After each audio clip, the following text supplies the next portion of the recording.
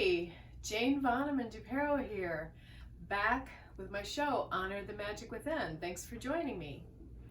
Today, I am in Orlando, Florida, near Disney World. Yay, Mickey Mouse. Yay, Mickey Mouse. And Minnie. Can't forget Minnie. And Mickey Mouse is not just for kids, and neither is comedy.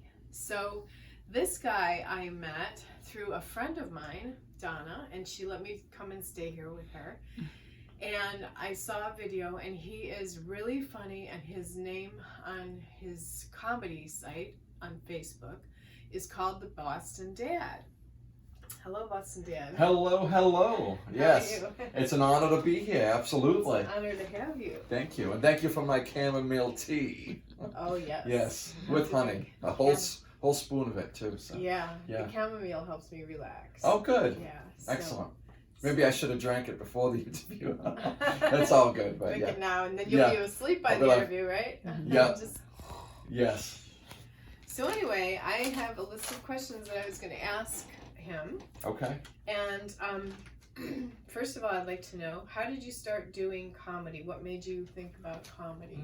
How young were you when you started to think you were funny? Let me see. I thought I was funny. Actually, at the age of 4, I think my first introductions into comedy by far. Still love it. The Monkees and Abbott and Costello. Loved, still do. I love the Monkees. Oh, good. Oh my God, we used to swing in my parents' basement to the Monkees all the time. My dad built a swing, and when we were kids, that's all we listened to was Monkees albums. Oh, that's awesome. So, and Mickey Dolenz was my favorite. Oh my God, Mickey's the best. Yeah, he was absolutely my favorite. Awesome. Do we have a swing out here? We can do that after the interview. It'd be fun. Oh yeah, So, let's sure. do that. Yeah, John can build one for us. So, and then I just wrote a couple quick questions down, and then you can say whatever you want.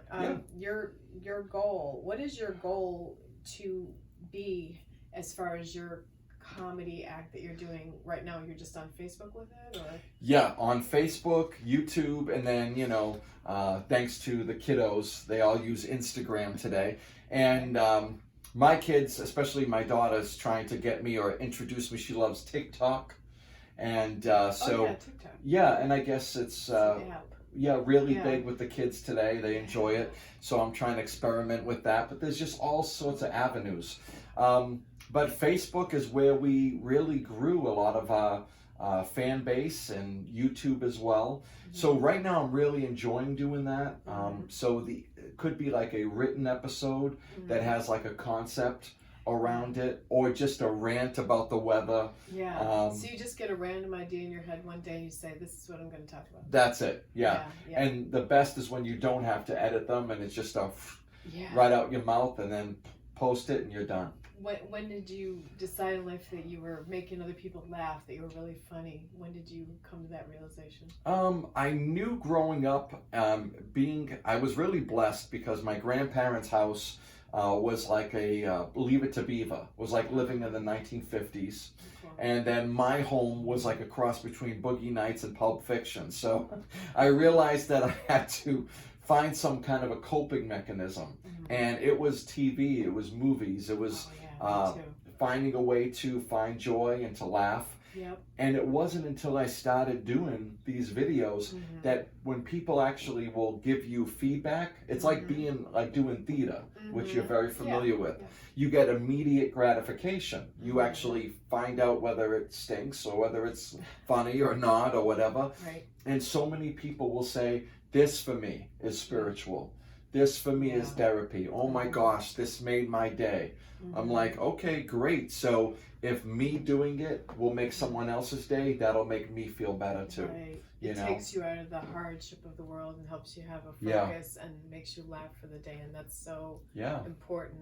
Yeah, I see. I didn't know. Laughter is the best medicine. Yeah, absolutely. It really is. Well said. Yeah. And he's also very highly spiritual. So this morning I went to his service at the church here, and he was doing such a good job and gave me such a wonderful message. And you also help with causes. I was assuming that so it's the domestic violence causes to help Yeah. prevent domestic violence? Sure, absolutely. You mentioned earlier about human trafficking, which I think that's phenomenal that you're doing that. We did a film, it was like a mix, the theme was human trafficking and also dealing with the dangers of kidnapping and awareness. We were seeing a lot of that happen in New England. So we did a film called Forgiveness. And it was also on the art of forgiveness, where we had church this morning. We filmed that last scene. If you watch it, you'll see it there. Nice. And that we placed it on YouTube, and it sort of had a mind of its own. I think it's almost 2 million views now. Oh my gosh, that's great. Yep. So we figured, okay, another subject we're very passionate about that we're fundraising for now is a film called Finding Freedom. And that's a domestic violence awareness film. I had seen a lot of domestic violence growing up. So again, my heart went out to that as well. So now we're doing that, and people are like, that's on them, they're being abused, they're stupid, whatever. No, there is a form of psychological abuse that takes place. A lot of times it's from childhood. And they need an awakening, and we need more films to bring that about. That's great that so you're doing that. So yeah, you're really helping with good causes. Sure. With all your YouTube videos. Sure. Great. What is your YouTube page called so that people can? The Boston Dad. Okay, it's called The Boston Dad. Yep. Okay. And then do you have a website or? Yeah, we do. It's thebostondad.com. But, I think we've really gotten into this new century where, we don't work the websites as much as we used to. We kind of let Facebook because Facebook is like a website. Exactly, yeah. Yeah, I know. I don't even have to have a website if I didn't want one. What do you think the funniest thing is that people laugh the most at in life? What's great question. Yeah. I think relativity. That is one thing I've learned. It's funny because being an artist, if you want to put comedy as an example, one thing you'll learn. Our first viral video went to almost 1 million, maybe like 3 years ago, and it was funny. We gained, I think, 20,000 followers, new ones, organically in like a week. Wow. So my illusion, even being 40 years old, whatever, was, oh my God, every video now is going to be almost 1 million. But you don't think of it like, it's like creating an album. Yeah. And you have like these 2 songs on these 12-song album that are phenomenal, and the other 10 are like, they're okay. Yeah. So I think it was the relativity and the timing. I think it was a video about me just flipping out about another snowstorm in March in New England. And I'm just like, this is enough. And I dropped the video the morning that the storm was like happening. So I'm like, relativity equals timing. Perfect. They were saying that on YouTube, to be successful at a YouTube video, you kind of have to see what's going on right now at the time. Yes. Yeah. And you got to be like a newscaster. By the way, I hope the red light is flashing when you're doing this right now. Yeah. Okay. Amen. DJ W, ladies and gentlemen. We do the whole interview and then, we didn't even get the song. We did it just for Donna. Okay, so then what is the benefit of living a life of humor? That's kind of obviously that's a no-brainer question, but how does it help you in your life? It aggravates my mother to no end, and she asked me continuously, do you aggravate your wife and kids the way you aggravate me? So that's why. Oh wow. Like, if it wasn't for me, you wouldn't still be alive, lady. You love to aggravate your mother. Love it, absolutely. Torture is like a second word, but she wouldn't be alive if it wasn't for me. But no, whatchamacallit. And I think, one of the other things too was my son had said to my wife at one point, like about a year or 2 ago, I approach Dad with these subjects and he always makes jokes out of them. It was an awakening for me to go, okay, uncomfortable subject, make a joke. Like, this is awkward, and I'm like, this was a good awakening. Yeah. Now he goes, he's too serious. I'm like, so I have to find a balance in the middle. But I know, I grew up with a brother who was very funny. His name was Jim. Yeah. Brother Jimmy. And, we'd be sitting around a nice dinner table at Thanksgiving or something with the fine china and the candles lit. Yeah. And then we would finish, and my brother would go, Now that was the making for a great bowel movement. And just stuff I, you know. It was That's like, awesome. Everybody just can't help but laugh, you know. And so I have a very funny brother like you. You remind me of my brother, actually. Oh, that's cool. And he's very spiritual like you too. Oh, wow. Christian.